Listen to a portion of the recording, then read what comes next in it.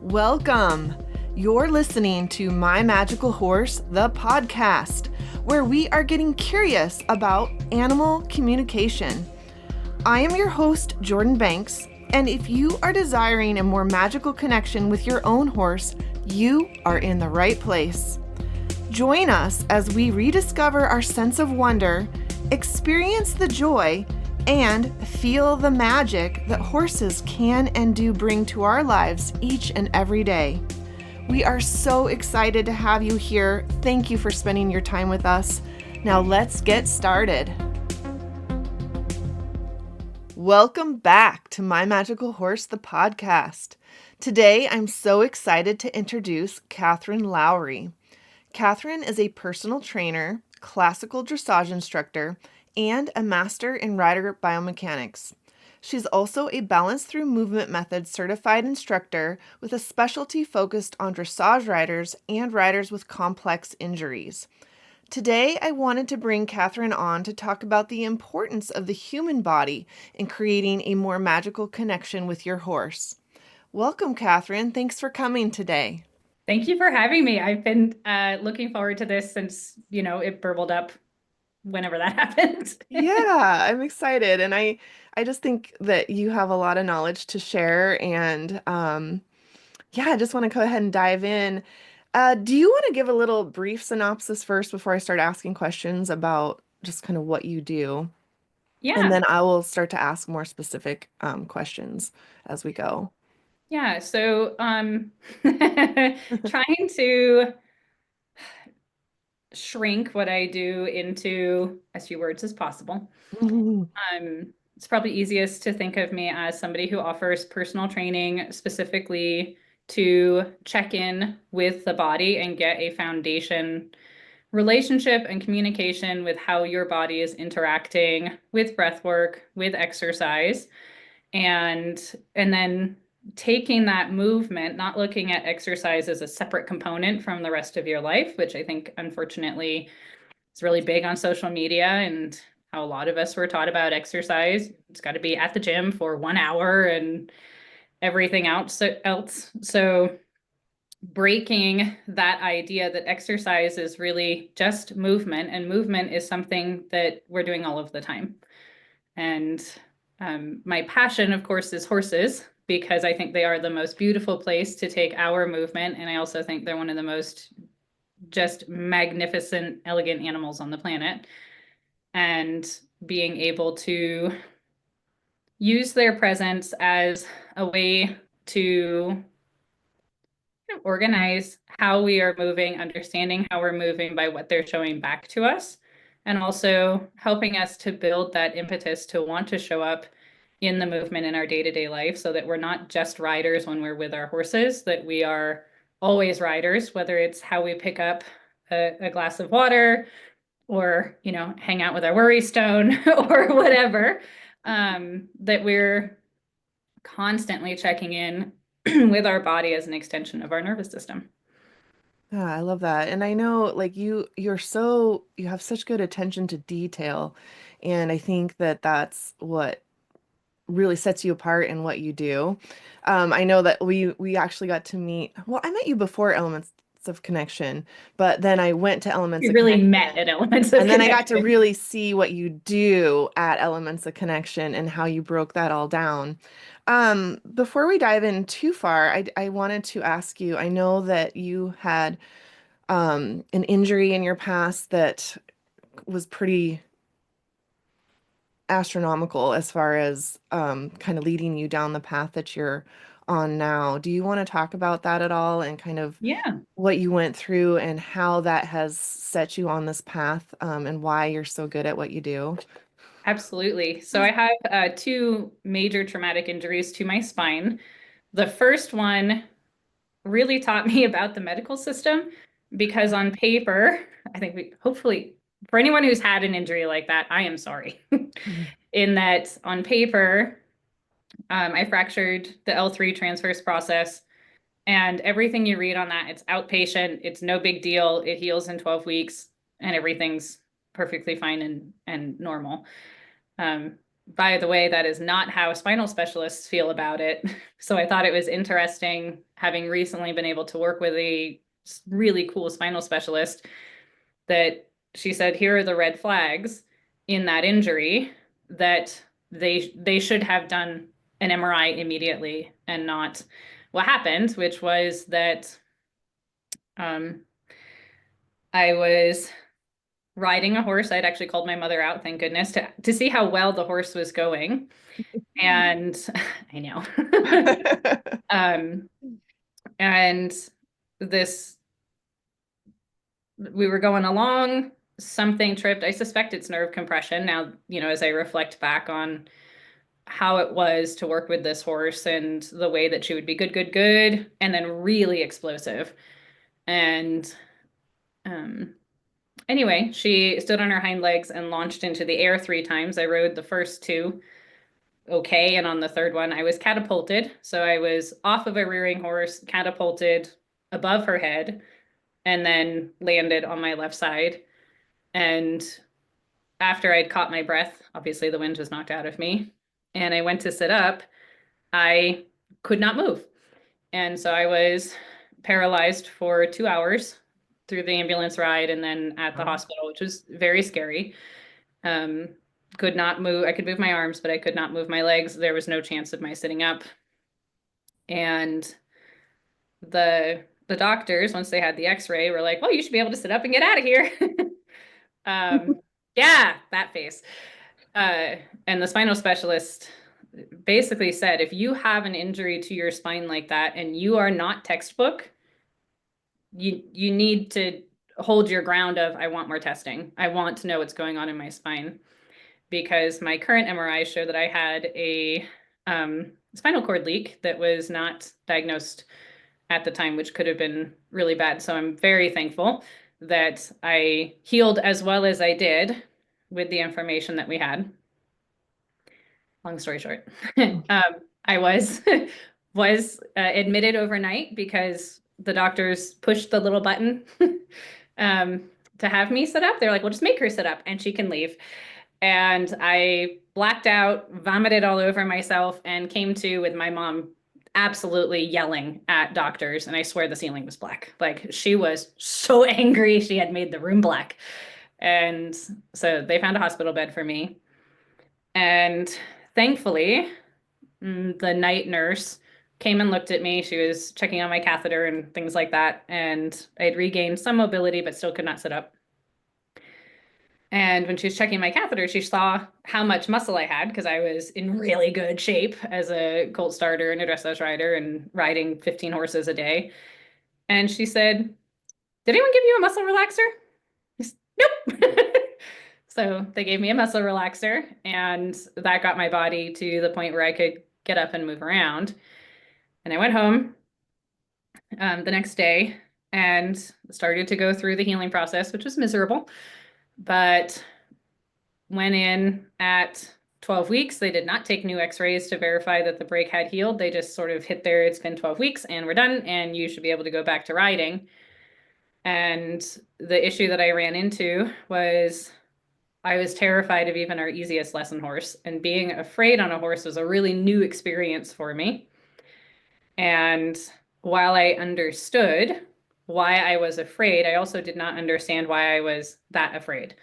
Coming back to, we now understand that there was actual injury to the spinal cord. And so that makes sense. My spine going, hey, we're not stable, we're actually hurt. Your body's trying to protect you. Yeah. And I, went to the doctors with, hey, I'm really scared. I feel really unstable. And they just said it's going to take time. It's essentially, viewing it as a psychosis, and just said that I need to push through it. So I did. Get over it. Yeah. Get over it. God, you want to keep riding or not? And I knew I wanted to keep riding. So I pushed myself through it, as I think many of us do. That is not something that I teach anymore. And it is not how I handle myself anymore. But I pushed through it, and that went all right for a while. But I noticed that I just wasn't as balanced as I used to be. And I was struggling to get leads, and that I kept breaking my right stirrup leather and things that I had not ever come up against before my injury. And I also didn't tie them back to my injury either. It's not like I remember thinking, oh, it's because I injured my left side and I'm compensating on my right side. It was because if you took a picture of me, I looked pretty centered and solid at standstill. And the horses were all going, you're crooked. You only trust one seat bone. Something's going on, boss. You were faking it pretty good as far as just how you looked. Yes, this is not the only time I've been called a really good fake. And um, then I suffered a second injury because I continued working with horses. And I want to add to that, I continued working with horses, but I was still afraid of them Mm, because my body, reflecting back, my body was not balanced. And so the other thing reflecting back is my fuse was shorter than it was when I trusted my body. mm, And that was I don't want to say I was quick to lose my temper because that's not true, but I was quicker to lose my temper than say I am now, where I understand if I'm getting frustrated or something like that, that's my body telling me I don't feel safe and I need more space for a second. And we got to figure this out at a little bit more of a distance because I don't think I'm fast enough with you right up close. yeah. So I was still trying to work as I did pre-injury, post-injury, and that was creating a disconnect between my nervous system and my body because my nervous system is screaming, you're not actually safe this close.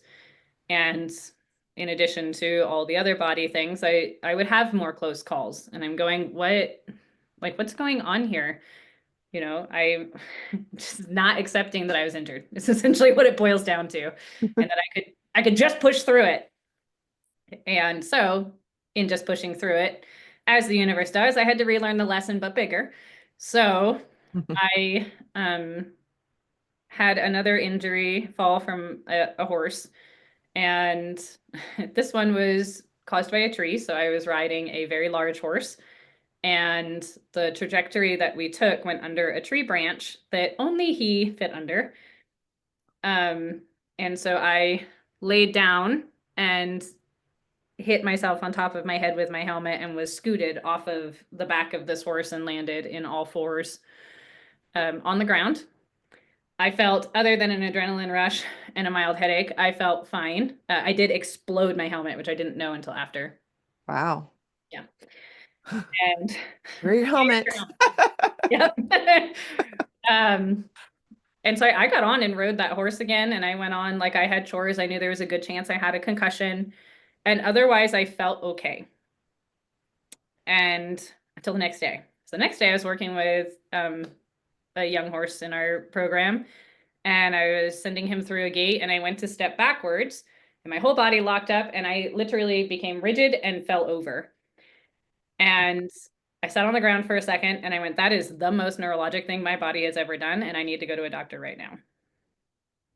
And what they Wow. discovered were 6 non-displaced but crushed vertebra, which they were very surprised to find because obviously I had walked in to the doctor's office, drove myself there and everything. And I know. Us I horse will say, girls, man. yeah, I will say the nurse that was attending that day did say, damn horse girls, while she was looking at my x-rays with the doctor. Um, and they both, were like, okay, options. We could put you in a full body cast. I was like, I really don't like that idea. That sounds awful. Yeah. They said, you are, doctor, she said, you are walking right now. So um, we can send you home. But if anything happens, if you start to get dizzy, if you start to see sparkles, if anything weird happens, you need an ambulance to come pick you up. Okay, let's just do that. So I sent home with my boyfriend at the time, who's put on pain medication. Oh, and I wasn't allowed to pick up anything heavier than a gallon of milk. And that we would take an MRI in 12 weeks and see where everything was and make a plan from there. And that felt like the beginning of the end of my life because I got so progressively worse so fast. And I had a debilitating constant migraine that stayed on for 2 years. And um, I became very weak. I became very one-sided and clumsy. And I did not like how the painkillers made me feel, but I was uncomfortable enough that I went, I got to stay on these because this really hurts. Mm-hmm. And And you said, didn't you say they said that you'd probably never ride again, right? yep, they said I would never ride again, that I would very likely end up in a wheelchair or walking with a cane. And that How old were conversation you? How old were in my you? mid-20s. In your mid-20s? Mm-hmm. Oh, wow. Yeah. That's really young for that It's kind really of. young. Yeah, I was aging out at 27. Yeah. Wow. um, which is crazy now as a nearly 38-year-old to reflect back on and be like, that should have been the red flag, guys. uh, and I don't believe in aging out. Um, and so we rechecked at 12 weeks was when I was really bad. And at this point I was walking with a cane and wearing a brace and again, working with this debilitating migraine. And that was when I got the news that like, you're going to end up in a wheelchair. There's no way out of that. And um, we had an MRI done, found that, they were healing, but I have bulging discs. I have things that are perfectly reasonable to expect with a body that went through that trauma. And and, the person in front of them is now degrading rather rapidly.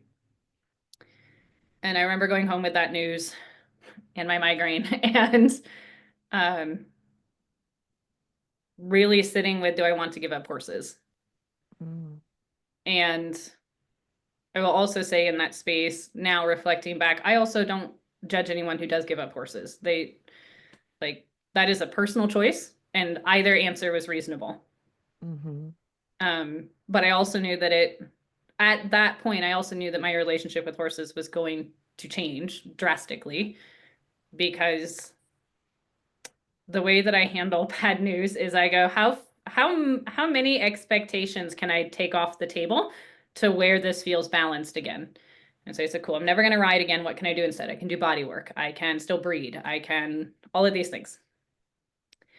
And I remember in my mind, it's the next day, but I will tell you the timeline for that 2 years after that injury is pretty like, I Mm. have no idea. So at some point later, I walked into the doctor's office and I said, if you're not going to help me get back on a horse and walking, I'm not interested. I'll go somewhere else. And so they sent me a script to a spinal specialist and was really a sports specialist. Mm.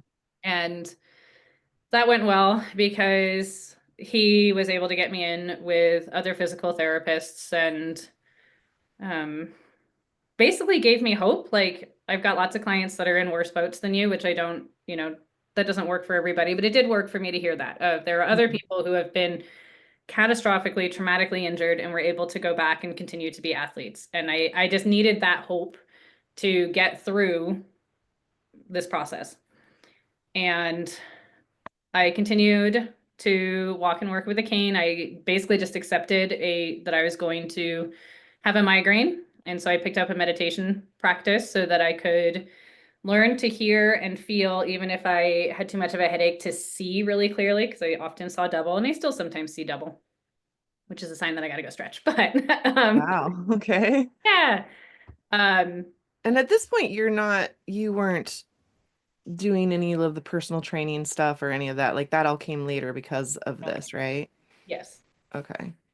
So, yeah, what did it look like when you decided, okay, I am gonna ride again? Like, what did you do? So that came with working with James Shaw from Ride From Within, which if anybody has the opportunity to either read his book or follow We Are Heard, HERD, Mm. and or have a lesson with him, of course, and his group, their group, it's not his group, their group, he uses Tai Chi principles to work with posture. And I had posture and work, and my mom was both a classically trained dressage rider and jumper and a ballet dancer. So I had already had some exposure to that world. So I knew well enough to try to keep things symmetrical-ish. But there's finding symmetrical in a body that's not been Compromised. injured, yeah, is Or very different than one that's been through traumatic injury in terms of, how deep down the rabbit hole do we need to go to find the asymmetries? And so I had on a lark, I had someone call and say, would you be willing to host him for the second day? We can't. And I was like, yeah, sure. And he came out, and as he starts people on the ground, you go through some breath work and some gentle movement. The breath work felt great. It was like, oh, I see how I connect my meditation practice that I've been building with just coming out and being with the horses, and how to connect that into an environment where I'm working with other living beings. Again, still working on pulling those layers back of I don't have to be all things to all critters all the time, that I can just show up and go, all I can do right now is breath work. And essentially, not only getting permission to do that, but also then being guided through these exercises. And he's the one who called me a good fake, because we were looking at trying to create spinal integrity.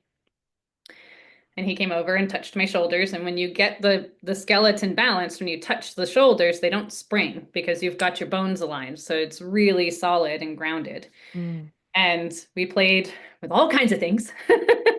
And he finally said, you're a really good fake. And I said, I have a lot of injuries. And just that conversation, like, he didn't make a big deal out of it. It was just neutral information. And being called a fake was a really interesting piece of, yeah, I'm faking a lot. I'm faking that I feel safe. I'm faking. He's 110% right. I am faking it. And I don't know how to not fake it. So watching him go through movements, getting to play with how your balance affects your horses, how horses read body language, which was, not new information to me, but then really looking at it through that lens of, oh, I am different left to right when you look at it in terms of these planes of movement. And so I went, well, look to the spine for the root of disease. Let's go back and look at my MRI. And it was on this review of the MRI that I saw annotated down in the bottom that my left transverse process never reattached. Oh, wow. And I went, Hmm. seems like a big deal. So I looked at what attaches to the left transverse process, and you have a lot of hip flexors that attach into there.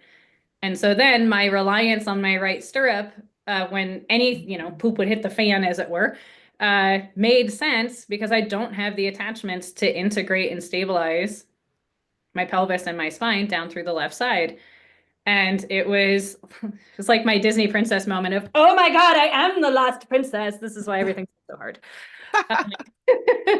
And maybe this is why all of my bulging discs are showing up on my right side, and that I'm doing a lot of work to be stable, but I'm working as though my spine is straight, and it isn't. I do not have factory settings. So that's when I Yes. said, I'm gonna become a personal trainer. Okay. Because I want this knowledge. So what does this Yeah. look like if I'm just looking at the body in terms of strength and conditioning and balance? What's that knowledge base look like? And I want to help others, because it seemed like such a duh moment that should have been caught so far before it was. Like, I feel like this should have been included in the pamphlet of, you have crushed your spine and here are the next steps. How long did it take you to recover to the point where you could get back on a horse? At I did ride at James Shaw's clinic. I brought out Eve. So um I had been riding, but it was very tense. And Mm. so to answer the question of when did I feel safe on a horse again, it was about 6 months after that. Once I started going through getting my certification, applying the principles, obviously applying things from James Shaw's book, doing research. When I really dove into, I bought a bunch of biomechanics books and how does the spine actually work? What is the functional unit of the spine? Okay, I have a functional unit of my spine that's not as functional as all the other units of my spine. And I really came at it in a black and white scientific way because that was the only way that I could interact with what ultimately deep down inside still felt like a failure. Mm. And I want to say that to bring up the point that I think it would have been really hard for me to start this journey from where I've ended up, where I can be a bit more emotional and spiritual about it, but being able to look at it in these nuts and bolts of just the physics of how these things work and being a bit dogmatic with myself eventually allowed me to also see the connections to the emotional piece and to that spiritual piece and shifting my perspective on bodies and what they're trying to tell us. But you know, came at it. I said, I've got to do these repetitions. I have to get stronger. There's no ifs, ands, or buts about it. I need to figure out how to integrate into my left side and come up with basically a backup option. Like, what is the backup when you don't have that structured piece between your sacrum and the middle of your lumbar spine? So, when I would get scared, my body's wanting to come over here, but my spine's going, no, that's terrifying. Don't do that.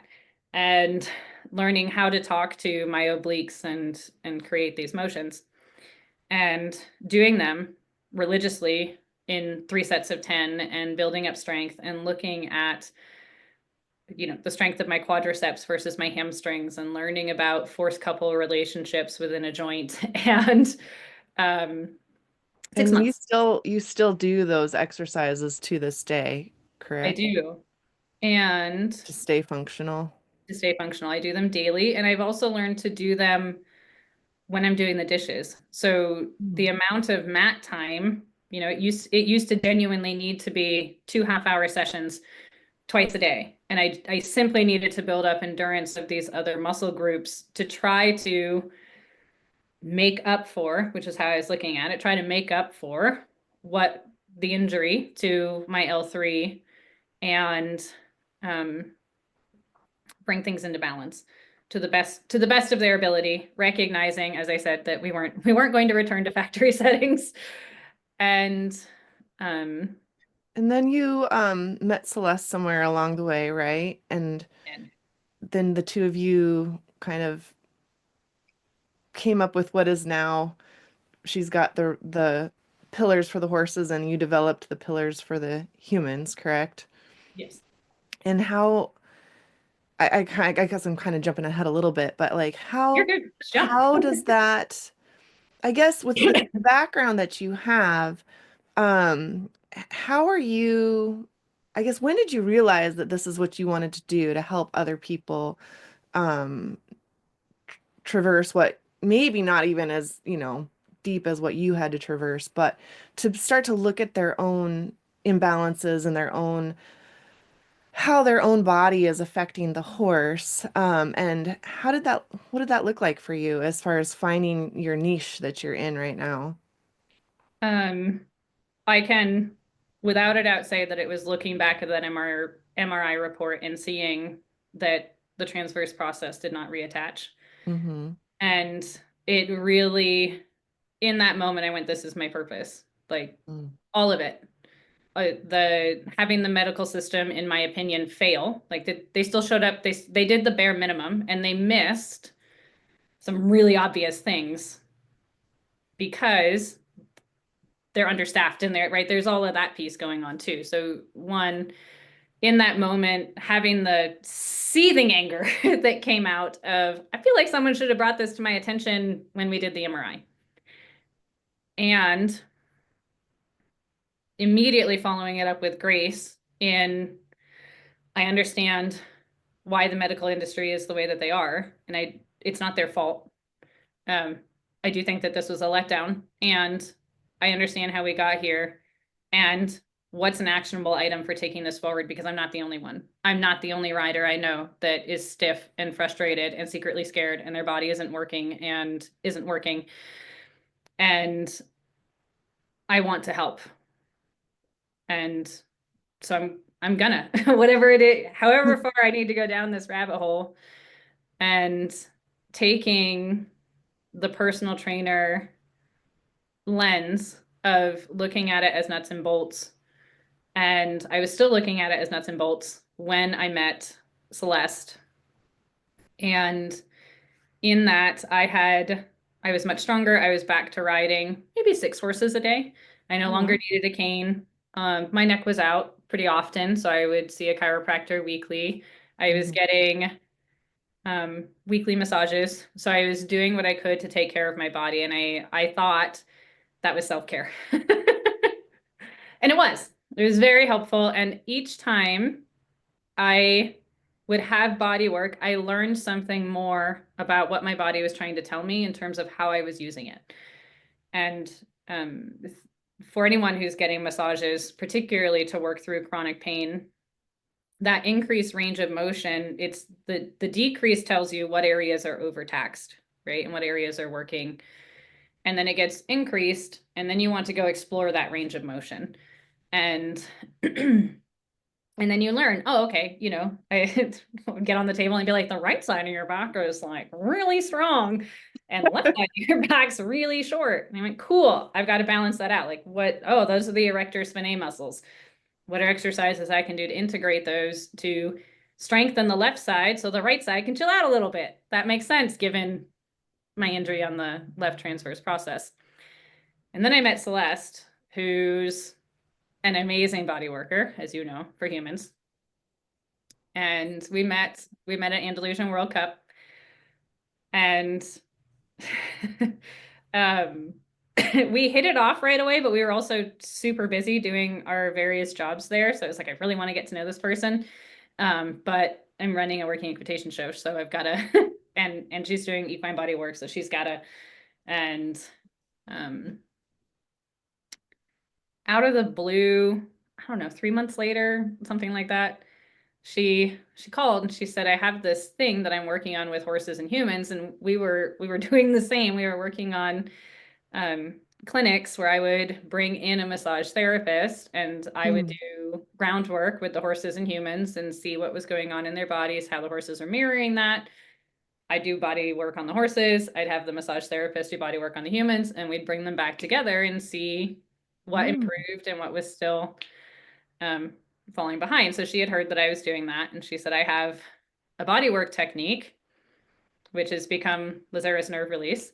And I want to do a clinic on it. And basically that she thought it might be a safe place to do that because we're already on the same page. On the same page. Yeah. We believe that the body has information to give us, and it's not just that the body's failing. Yeah.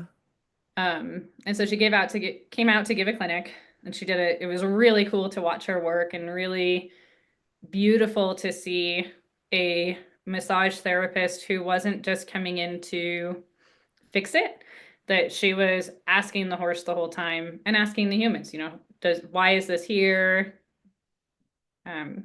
Is this ready to let go? Questions like that within the body, and not just coming in and going through a program. And then she worked on me. And we found all sorts of fun stuff. Like my scalenes were trying to be attached to my esophagus. So she's trying to work on them, and I'm like choking and gagging and all kinds of stuff. And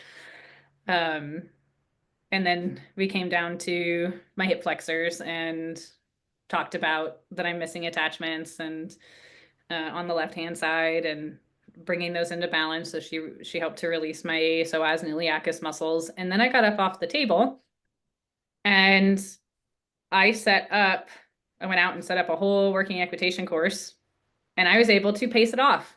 And it was dead on accurate, like it was before I smashed myself into a tree. And it was such a moment of joy in that it's like my tool was working again. It was accurate, that the feedback from my body could now take me somewhere and take me back again, like how it used to be. and being able to have those deeper conversations with the muscles and go at the rate of the body in a way, just in the slightly different way that Celeste does it, where your emotional safety is the most important piece, which was then me realizing how much I was steamrolling over myself Yeah. and just saying, you need to get better. And And I think we are all guilty of that, like I think we are. just trying to make it happen. Yeah. How do you today, I mean, what you're doing now to help people? So, I mean, obviously you and Celeste are both very trauma informed, which helps with the interactions with the horses too, because I know when I met Celeste, I didn't even understand what trauma informed was. And then when I learned what it was, I was like, oh wow. And then being able to take that lens and looking at what we're doing with the horses too, um, and making changes in our expectations because of that piece. But having been someone who's undergone trauma in my body, as you and Celeste both have, I think that that's such an important piece not to overlook. How do you move forward now today with the people that you're helping? And I know not everyone's, like I said, gone through necessarily trauma per se, but when you're working with a rider, I know you like to start with stuff on the ground before you go into like saddle work or whatever. Can you maybe just explain a little bit about what it looks like when you're working with a new client and Yeah. how you apply all this stuff from your past, all this knowledge that you've We try to. gained from, yeah, from your own experience of having to heal yourself. How does Mhm. that benefit the people that you work with now, even if they haven't been through as traumatic of an experience? Mhm. One thing that when Celeste launched the masterclass, um, one thing that I was grappling with is that I was a little bit getting pigeonholed with people just wanted to learn the written portion. And I realized that I needed to You mean personally, like their position on the horse or yeah, there's yeah. basically, can we use the rider posture piece and boom, the posture is perfect and the horse is going to do what we say. And I was like, it doesn't work that way. Um, doesn't work that way. And I realized that my journey really was the reason that the universe took me to the only thing I had was the mat, and I had to do it. And I will tell you, before that, I was like, yoga is dumb, stretching's dumb. I don't need it. Um, and I realized what a incredibly privileged place it was in terms of inherent athletic ability that I could feel like that in the first place. But having to bend the knee and go to the mat work and getting initially certified and getting the knowledge that I needed. If I if I had not been forced to bend the knee, um, I would not have done it.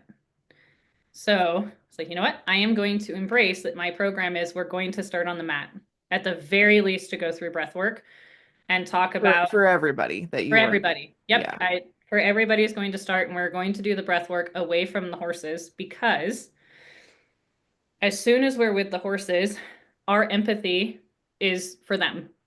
And we can't not disconnect and connect deeper into ourselves. that's And so when it, true. yeah, it's like we love them so much, Yeah, and it's a beautiful superpower. And I don't want anyone to feel guilty or shamed about the fact that they do that, but it is very real that as soon as we are in that relationship space, we're now thinking about two things. At a minimum, we're splitting 50-50, possibly at a maximum.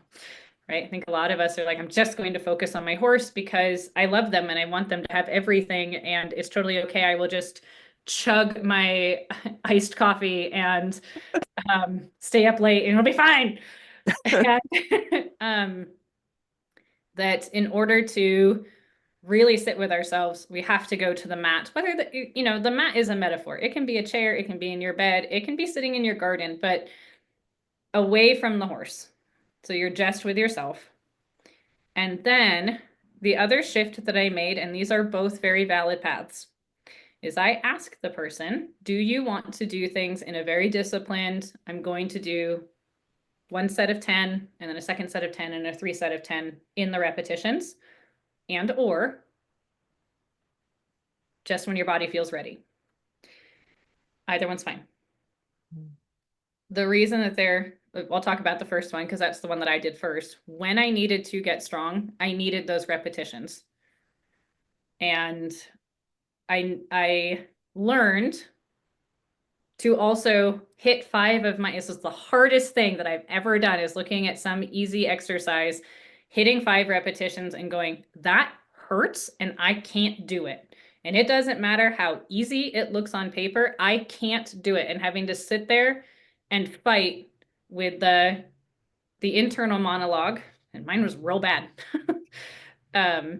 to getting to the point, because and this is where Celeste was such a beautiful friend, having her to be able to talk to about these feelings. And I can extend the grace to every other being on the planet, but man, if it's me, no, I need to do those 10 sets, or I'm a failure, or I'm, insert really horrific thing here. And having people that I could be honest with about that, who could recognize it too, and who also understood that I needed to challenge myself and find that balance between challenging myself and hurting myself. And your body's going to tell you. Your body's going to tell you. I've now learned that if you can't breathe, that's too much. It's too much. Don't do it. Our body, unless you're swimming underwater, your body is designed to breathe, particularly under exertion. And then to the flip side, where I am now, where I got strong enough that I was riding 10 horses a day, that I was going out for 4-hour long rides. I was walk, trot, canter. I was jumping again. I was eventing. And that's pretty phenomenal considering that you never ride again. Yeah, I'd never ride. I was going to be in a wheelchair.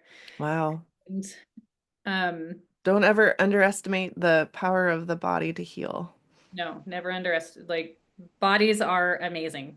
And if we can listen to them, which is what I think it is funny that I learned, still coming at it as a scientist, I was like, I've got to just make it work like a machine. It needs gas, it needs this, it needs da-da-da-da, and it'll be fine. And apparently we're slightly more complex than that. And once I started to embrace that complexity, my lens shifted to asking the body what it needs. Learning how to challenge myself, but also being able to say, this is all it can do today. This is what it feels like when I'm ready for the next step. This is what it feels like when I need to stay here and just be a little bit softer and kinder with myself. Still, I'm going to the Olympics, baby, right? I still have big, grand plans. I have no attachment to them, but I know that I can keep chipping away at them. And my number one goal is always to be as symmetrical for my horse as possible, so that I'm as clear as possible. And that, with the help of Celeste and other friends who were like, hey, maybe it's not just nuts and bolts. Maybe you're mildly more complex than that. And developing. I have a question. So how would you explain to somebody, how would they know when they should push themselves to do those 5 or 10 reps? Mm-hmm. Because, oh my gosh, I'm not going to get stronger if I don't push through this versus, oh, I need to listen to my body. I mean, I feel like could be a little ambiguous. Like, how do you know? It is, and it's complex. Mm-hmm. And this is why I know I got off track. I'm just thinking because I know I'm one of those people that will push myself too. Yeah. But that if you give me the permission to not do it, then how do I know maybe I should have done it? You know what I mean? Like, Right, I do. Mm-hmm. yeah. Like, So I didn't know if you had like some sort of answer for people to evaluate when they're in that scenario themselves, how they know when it's okay to push and maybe when they shouldn't push. Yep, I do. And I do have an answer. Uh, the first one is developing the ability to hear our bodies know is a crucial piece of it in terms of if our body says a no, whether that no is I am not able to keep track of my breath and do whatever this thing is. And I hear my no. Then I'm going to kind of step back and I'm going to look at it. Why is that a no? Let's say, for example, one that we've probably all done, picking up a hay bale, right? I'm going to go to pick up my hay bale. I'm going to start, and my body's really good now about being like, no. Like, okay. I hear you. What?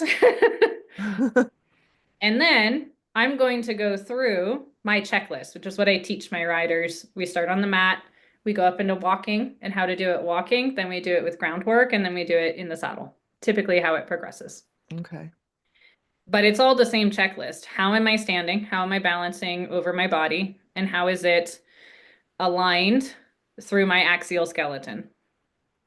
And then this is the idea of like bend your knees when you pick up the heavy package. It's that idea. How am I interacting with this object, the hay bale?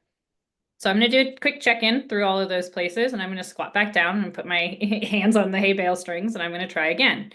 If I get a no again, and I've checked in with my body, I'm going to take that as this is too much. Now, 9 times out of 10, I can pick up a 70-pound hay bale and it's no big deal. Sometimes that's not true. If I've had a really busy schedule and I've been traveling a bunch, I'm going to get a no to 70 pounds. So then I'm going to open the hay bale. And I'm going to, rather than taking it as a hard no, I'm going to say, what's the lower modification? I can pick it up with flakes. Like another moment I will tell you through the biggest tantrum one day, because I used to be able to pick up 120-pound 3-string Arizona bales, one in each hand, and walk. What? Like, yeah, before my first injury.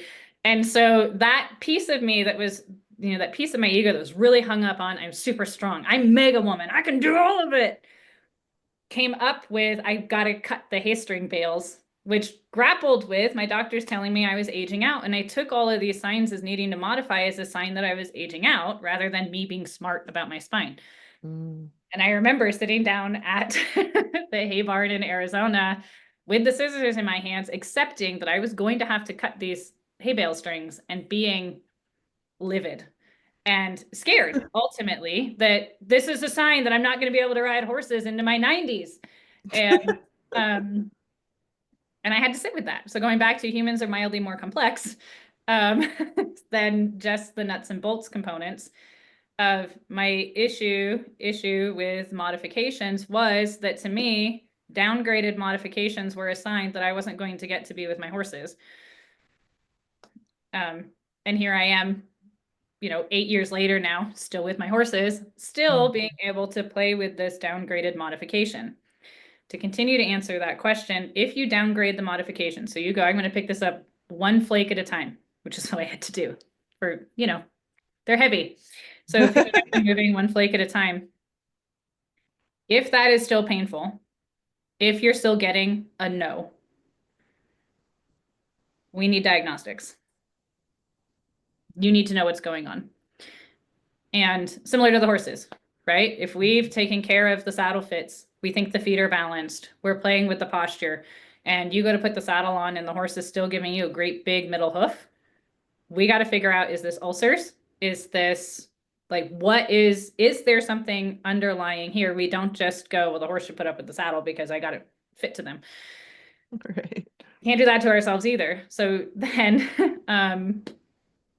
I had this recently, not last November, so 2 Novembers ago, where through summer we had just moved to Utah and I was going downhill again, and I'm doing everything that I know how to do with the posture, and life is just really super set on hard. Caden's working in Salt Lake City, so there were times where I did not see him for 3 weeks. And so I'm working with a toddler, I've got horses, I'm teaching online. I'm trying to ride, but all of my horses are, for one reason or another, a little bit intimidating. And I'm really struggling to go up and down stairs. And it came to a head where my back was starting to spasm. And the first time it happened, I went down to my knees and I was like, I might be dying. I think I'm dying. This is the most pain I've ever been in my entire life. And finally, I got to where I could work through that and get back to standing and still coach and teach and find that meditative space that I had when I was working with a migraine. And I worked on it for 3 weeks. And so the rule of three for me works everywhere. If I have the same issue for 3 days, I need to drastically modify. Like I need to sit down with pen and paper and go, why the hell is my body responding like this? And then I'm going to give myself 3 weeks with whatever my new plan is. I can modify as I'm going. But at 3 weeks, if I'm not seeing some kind of gaining ground somewhere, I'm getting a doctor's appointment. Mm-hmm. And I've become very good at walking in and being a little ruthless on this is my history. Here's what's going on. Here's what I've done to help my body balance. Here's what I'm eating. Here's what I'm doing. Tell me what's wrong with my spine. Like we are here to see what my spine is doing because that is where the pain is. It's not my form. It's not this. Like, and just, I want images. I want to know what's going on in there. I need a diagnostic. And had an MRI, found out one that I have a non-cancerous tumor in my low back. Oh, wow. And from the compression with the crushed vertebra, I have some bony changes in my vertebral column in my lower back. And once, oh, and I have a little sliver of arthritis, probably from that same accident that was rubbing on my lumbar plexus. And I went, oh, okay, I see why I see why this is so painful and I can't breathe. And the game is set on hard, right? So I see that Right. the game is set on, sometimes it's God mode, you know? So I gotta, there's nothing medically that we can do for this. So the only thing that I have are my work. And I Wow. just really hit that I have to focus on the decompression of the areas, but I had a specific area that I could focus on. And now, 2 years later, even 6 months after that, I got to where I am pain-free. For the first time in my life since my injuries, I am pain-free, despite the fact that my spine is set on hard. And on the days where I wake up and it's a little bit tight, because it's, again, these are things that I do every day. And some days life happens and you don't get to perfectly support yourself. And so you're going to lose ground on those days. And I think just knowing that, you know, normally we tick along and we're like, I've got everything, I figured it out, life happens. Yeah. And now I've got to climb back up again, getting comfortable with that as just life. And not getting too hard on yourself. Exactly. Yeah, not being Yeah. too hard on yourself and um, learning to communicate that with your significant others and holding, obviously, I have a small son and there would be days where things were a little bit tight, especially 2 years ago, and he would come in like a wrecking ball and jump on me. And it was very painful and not, you know, just recognizing he has no way of knowing that and that the rules had changed. And so he couldn't climb and ride me like a pony and all of this stuff. And I wanted him to be able to do that. So I had to really double down into, all right, I can see there's no easy way through this. The only way, the only way forward is through. So I've got to figure out what my body needs, figure out what helps it to feel better, and make that a priority. Because if I don't, I don't know where this is going to go, but probably not somewhere good. Yeah. And you Can have a you question? speak into so I know like I was kind of thinking a lot of times people, especially people who haven't gone through something like you've gone through, they may not even realize the imbalances that they have in their body, right? And they might not understand, whatever behavior that their horse is doing is because of said imbalances in their body. Can you just speak into that a little bit, just for like the general rider, why doing this kind of work can help benefit their connection with their horse. And Yeah. I know that it's like you've even said it before, it's like feels like the boring part, right? To focus on us. Like we would rather focus on the horse. But if you could speak into why that's an important thing to do to for our horse. Yeah. So when we choose to sit on our horses, so we're making a strong assumption here that the horse is well balanced and capable of carrying the rider, and that can definitely be true. I'm just saying that sometimes that's an assumption. Yeah. Uh, and that our role in the saddle is to receive the horse's energy, just like if we were to get on a surfboard or get on a pair of skis. We don't generate the energy, skis, downhill skiing, not cross country skiing. That it is our role in that scenario to receive the horse's energy. And if our body is crooked, the horse is giving us, let's say it's a one-to-one connection. Usually it's a little like one seat bone's a little bit like it's got some static in the radio and the other seat bone's a little more clear. But the horse is going to give us the information from their hindquarters through their back into our seat bones. That information then has to radiate up through our seat and down through our legs, kind of like a spiral. If we are blocking in a piece of our body, so our skeleton is not aligned, and in that misalignment, there are muscles that are working to try to create as much stability and safety within that posture as possible. That is then transferred down our hands to the horse's mouth. And we're part of that connection from our seat bones, from their mid back to their mouth. And that information is being sent through our body.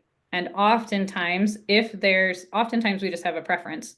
And all of this is about having an awareness of our preference so that we can differentiate between, is this the horse's imbalance or is this my imbalance? And the reason that that's important is, are we fixing it in our own body or are we fixing it in their body? Because we can fix their body all day long and then we're going to make them crooked, which is the moment when I really understood, again, looking at my MRI, looking at how I was riding my horses, having this huge light bulb moment of, oh my goodness, I knew this was a big deal. And I've been borrowing my horse's strength to make up for my weaknesses, which is okay. But the fact that all of my horses that I ride have tight hip flexors on their right-hand side is because of my injury. The fact that as a body worker, I am constantly within the barn working on the horses that my butt's in the saddle on, and it is the same pattern, that's me. And when we fix that, those go away. And so it's just the horse's pattern, and we're not building that into them as a compensatory mechanism for carrying us. Mm-hmm. Yeah, I think that's just so important. And and I mean, I do feel like horses are so generous. Like if we have a nice connection with them, they are going to, yeah, they're going to pick up the slack where they can.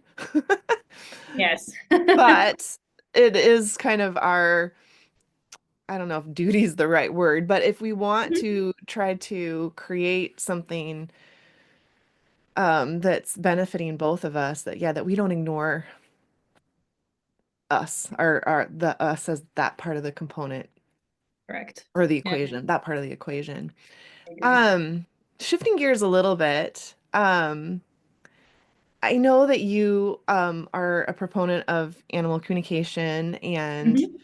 how do you have any stories? I don't know that it'll necessarily relate to the stuff we've already been talking about, but I did want to talk about animal communication and how you use it in what you Yeah. do.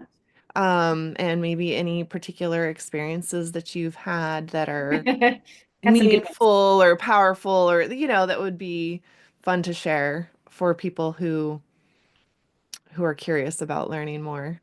Absolutely. Um, I find my journey with animal communication really funny because I've had some very clear moments. The big one that I've talked about several times on my Facebook page and other podcasts is when James was stuck under the fence and I was asleep in bed. And James is your stallion, right? my stallion, yep, Or my yeah. gelding. Yeah. I said Now both, gelding, but yeah. but my Palomino boy.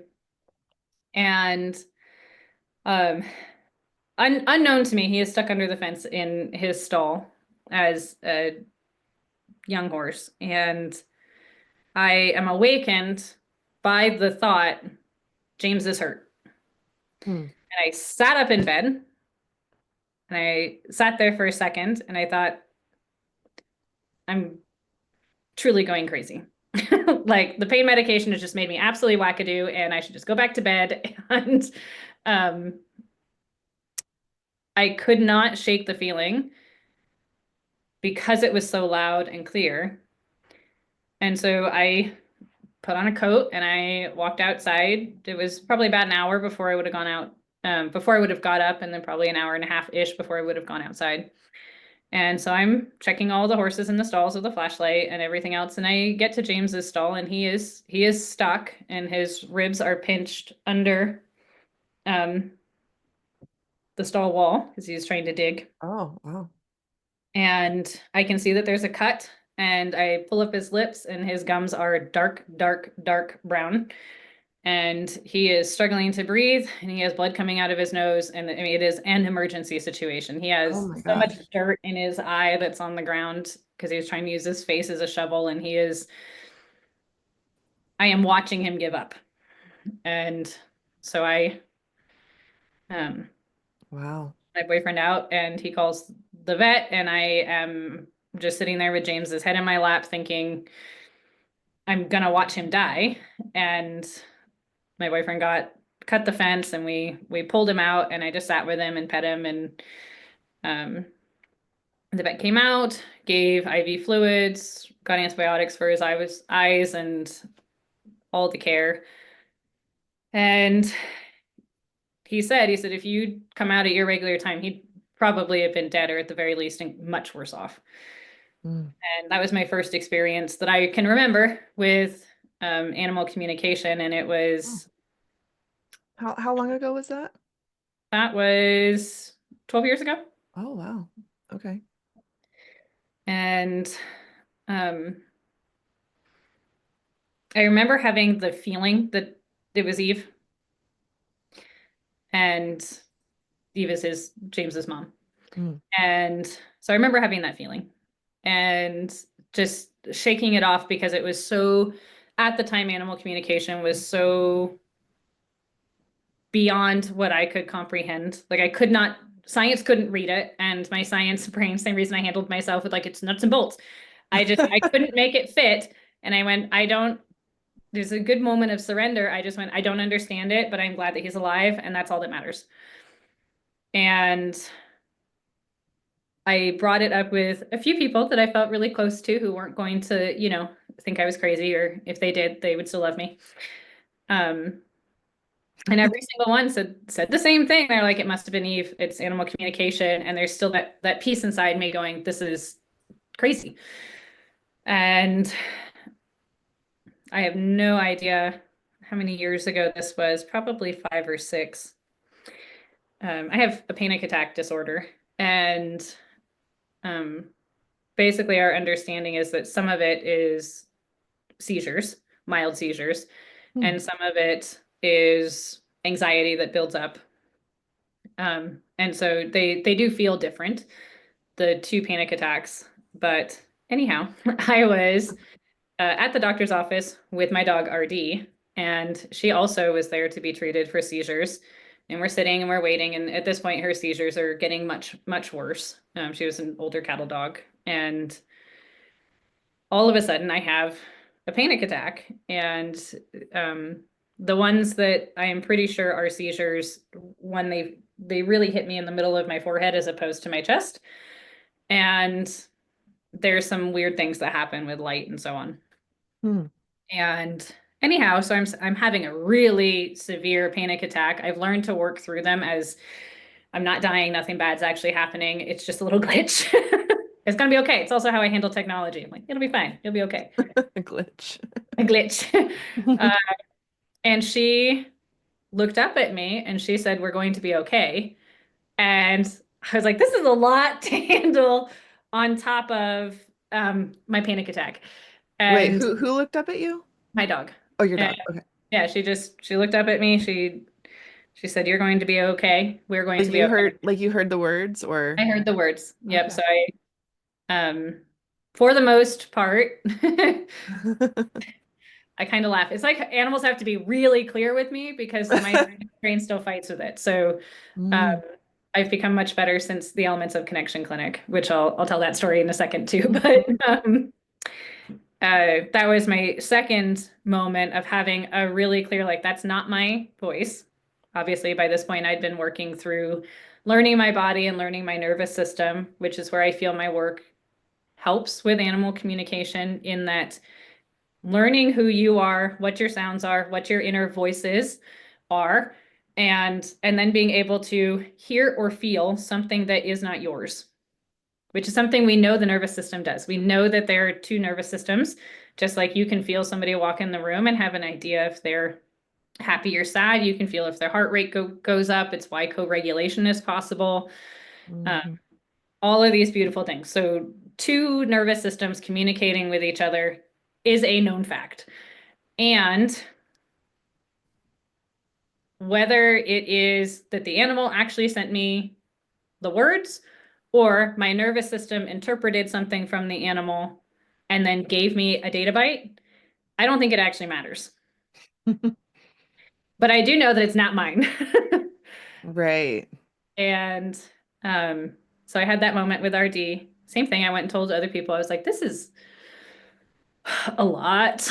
And it was starting to just sensations started to happen. So I had a horse I was working on in New York and I put hands on them and I was sad. Like this heavy sadness overcame me. And I was like, I don't have any way to tell you how I know that this horse feels sad, but I can tell you this is not my sadness. And I don't feel it anywhere else except when my hands are on this horse. And uh, Wow. there basically then it opened up a conversation to talk about this horse's feelings and things that were going on in the horse and his herd and his human herd as well. And I at that point got a little braver with it's okay if people think I'm crazy. Right? I don't have to be able to explain this to say this is what I'm feeling. Hmm. That's not up for debate. Um, and I can't explain it. And yes, it makes me uncomfortable and very uncomfortable.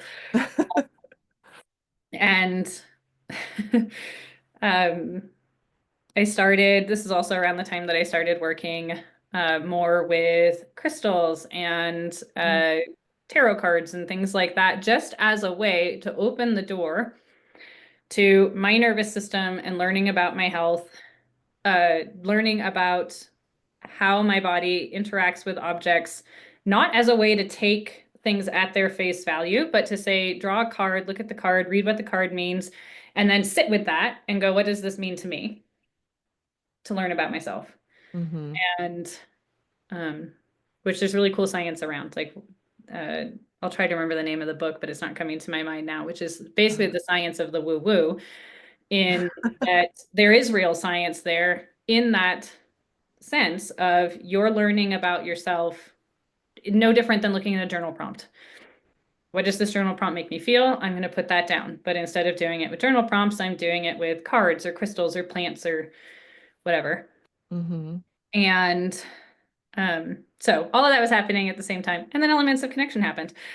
And Shaylee, I'm sure you remember, right? She led us Yeah. through that journey. And I remember my hands got clammy, my heart started racing because my science engineer brain, which I was praised so much for, um, as a child, it's like, she's going to be a mathematician. She's going to be an aerospace engineer, like her dad.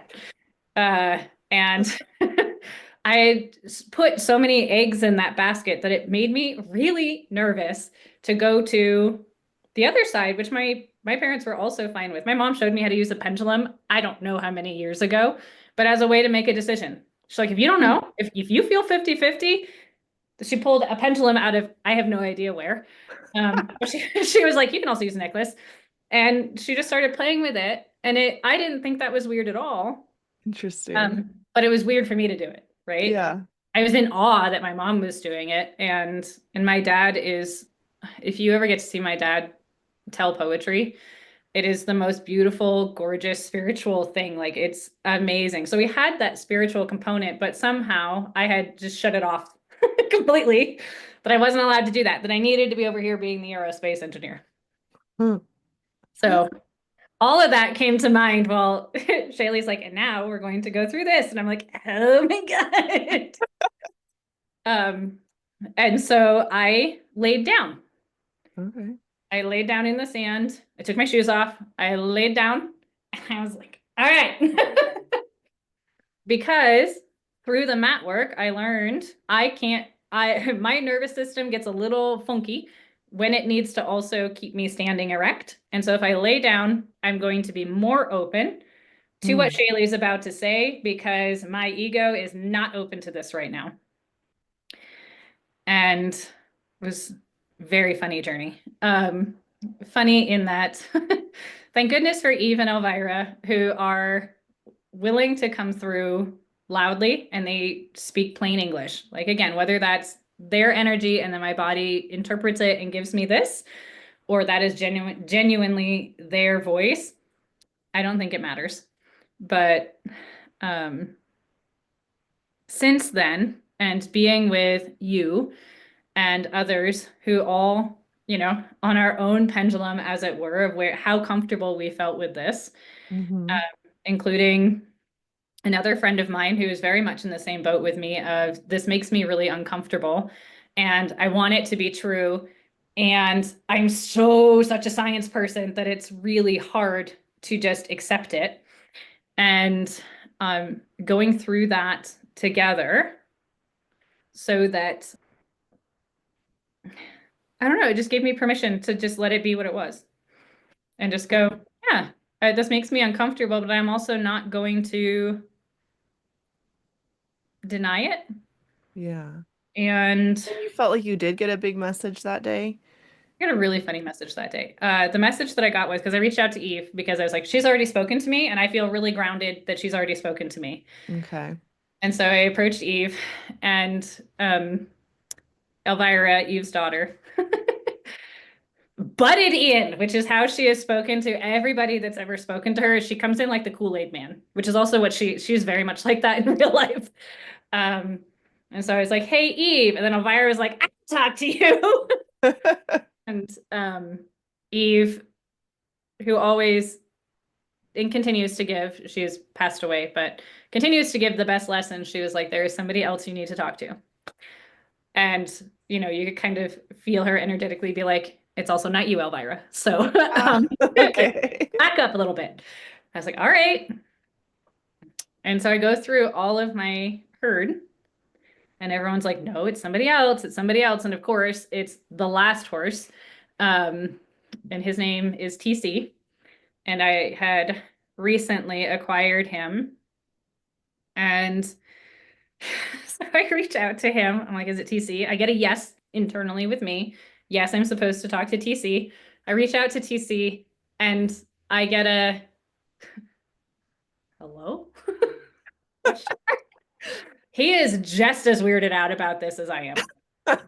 And so we're sitting Funny. down like two people on a speed date, like, yeah, how are you? Are you enjoying it? Must be lunchtime there. Is it good? And very awkward conversation with him. And then Jaylee said, of course, to like close the tourney. And I'm like, this is so weird. I was like, well, it's great to talk to you.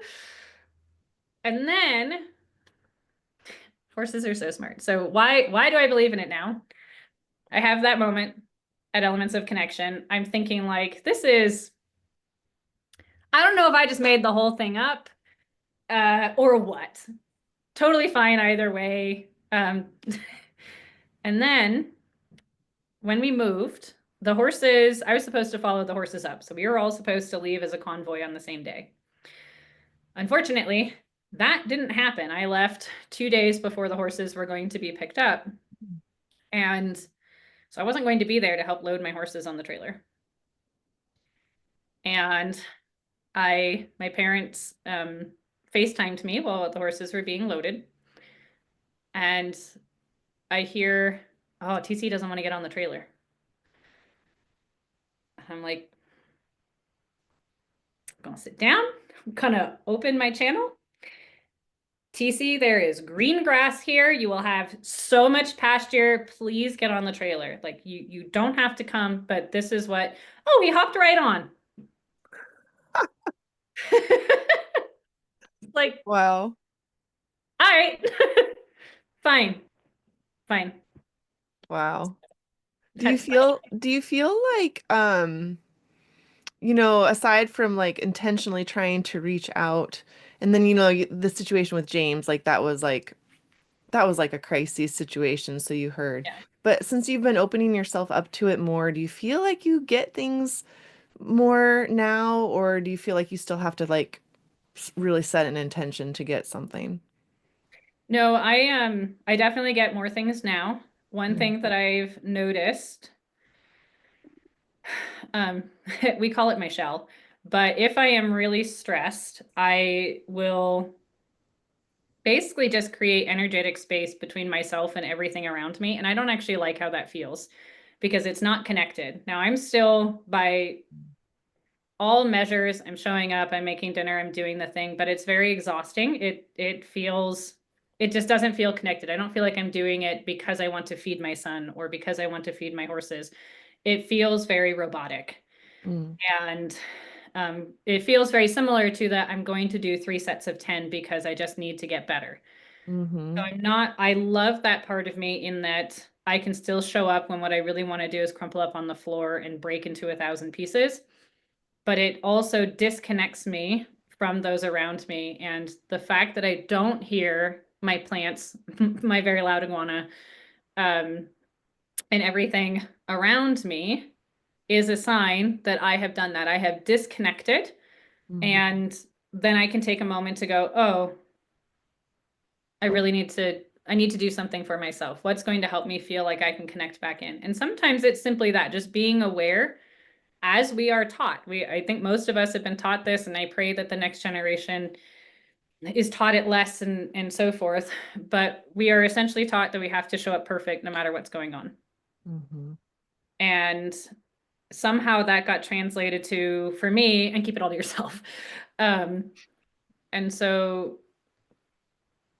learning that in my daily life, I don't want to do that, which is why I have the husband I have now and not the boyfriend that I had, and all kinds of things. I started to realize that if there are things in my life that are disconnecting me from my personal space, I'm not going to show up as well for my body. My body starts to get aches and pains that are just because I have disconnected and I'm not as embodied. And so I'm either not breathing as well, or I do believe that the body stores emotions in certain places, that I essentially get this mild disconnected festering that goes on that no one else is going to see, Mm-hmm. but I feel it.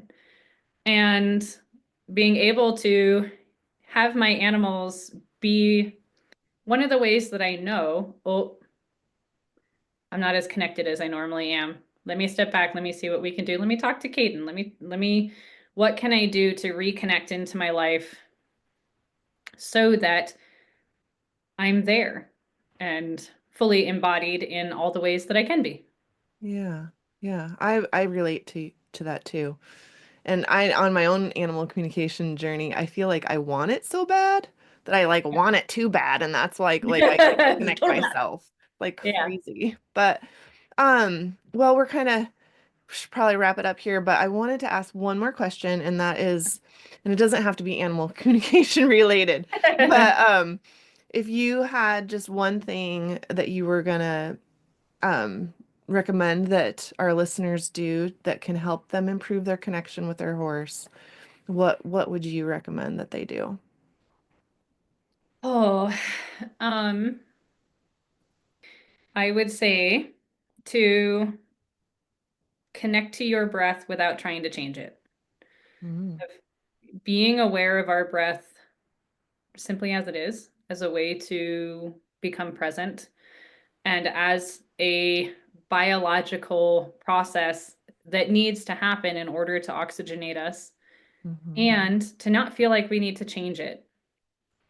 And one of the sort of lessons for this year for me has been to recognize there's a level of performative relaxation that we all have to do. Of I'm not actually comfortable in this situation, but in order to stay present, so I don't leave the conversation so much that I'm not showing up for it, versus looking at your breath and going, what is my breath telling me? And you'll start to feel things like, when I'm around this horse, my breath is shorter. Not assigning a story to that, just observing. Now, there are many things that that could mean. So I don't want to, throw any stories out there. Simply observing, with this horse, my breath feels shorter. With this horse, my breath feels really easy and in a flow state and deep and long and all of these things. And I think horses are such a beautiful place for us to start that process, recognizing that it's then going to radiate to other areas of your life. And within the breath and within your body, there's going to be a yes, maybe, or no, like a little magic 8-ball. And being able to hear that and being honest.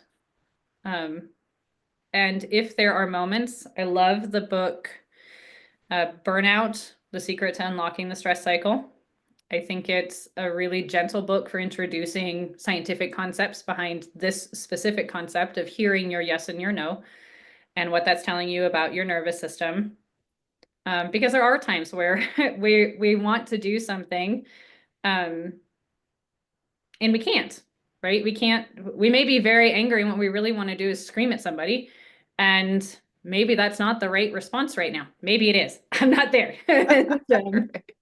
But there are going to be times where we have to kind of put a brake on ourselves, and then being able to not just automatically knee jerk into a yes. I think is probably the biggest skill set for all of us, is to say, I'm getting a no. I feel like it has to be a maybe. Can I build a conversation and a communication around this, just as we do with our horses? You said no to the saddle. Why? Is there something else that you want to do? We're allowed to do that with people, apparently. That even though it's feels like a hard no, you can say, here's how I'm feeling about this. Can we have a conversation to see if we can make this be a little bit more supportive for me too, whether that's with your horses or anywhere else in your life.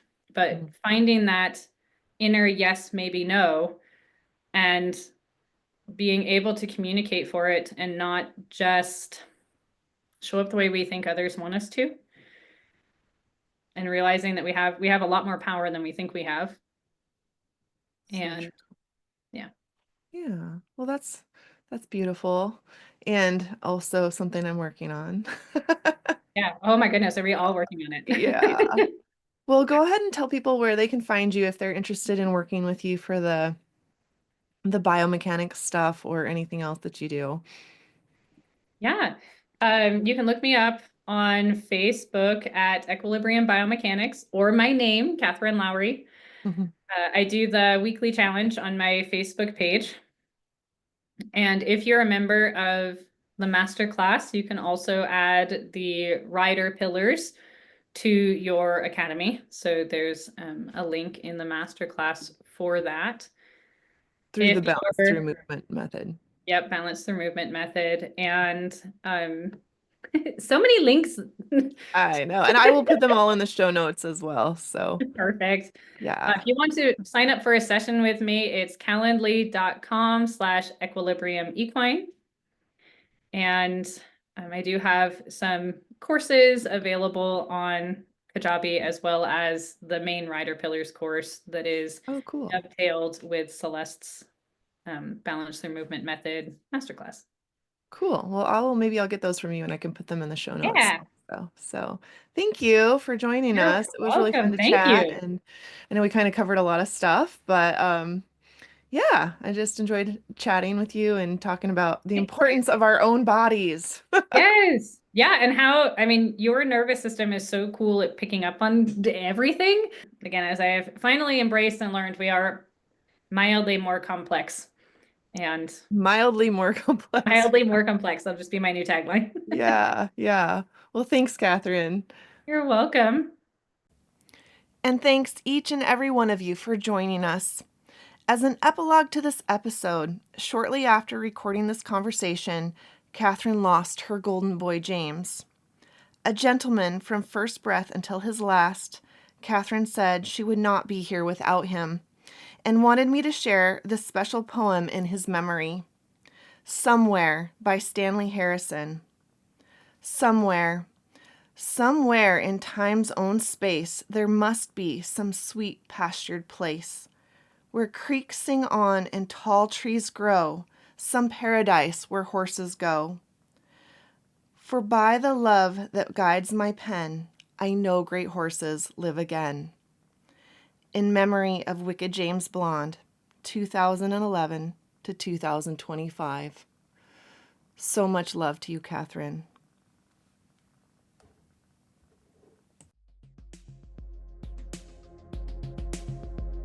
If you'd like to get in touch with Katherine, be sure to check out the show notes.